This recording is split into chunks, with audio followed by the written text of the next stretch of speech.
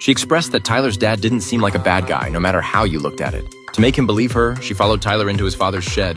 When the two lifted the floorboards, the evidence originally hidden here had vanished. Mary hurriedly reached in to search, unexpectedly finding a blueprint inside. The schematic seemed to depict a secret room along with many different binding methods. To preserve the evidence, they took photos of the plans. After Mary left, Tyler carefully examined the blueprint again and discovered the layout bore some resemblance to the structure of his own house. So before dawn, he crawled into the ventilation ducts at home. Soon, he found an opening sealed off by wooden boards. Removing the boards, he continued crawling forward and indeed discovered a hidden chamber. The room was full of schematic drawings and tools used in the crimes. In a box, he found a bunch of the victims' IDs. Clearly, his previous speculations had been completely correct. In that moment, his heart was filled with an indescribable agony. The next day, his dad told Tyler he was taking him hunting in the woods. The two walked single file into the dense forest. When they reached deep inside, his father stopped and fiddled with his hunting rifle before starting to question Tyler. Did you tell anyone?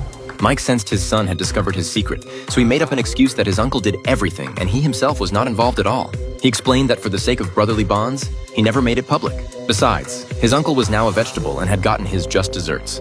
After telling this lie, he burned all the evidence to ashes right in front of his son. Then he gave his son money to go travel and unwind, seemingly wanting to put an end to the matter. However, things did not truly end. Soon after Tyler left, Mike once again grew restless. He changed into women's clothing to take photos of himself, but after dozens of shots, not a single one satisfied him.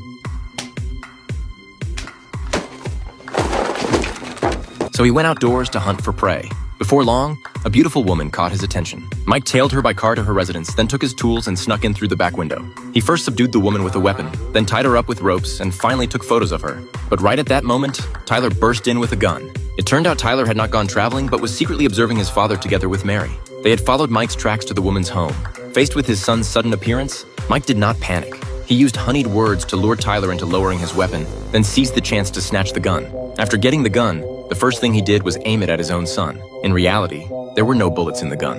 The two quickly fell into a tussle. However, Tyler was no match for his father and was soon pinned to the ground, on the verge of suffocating.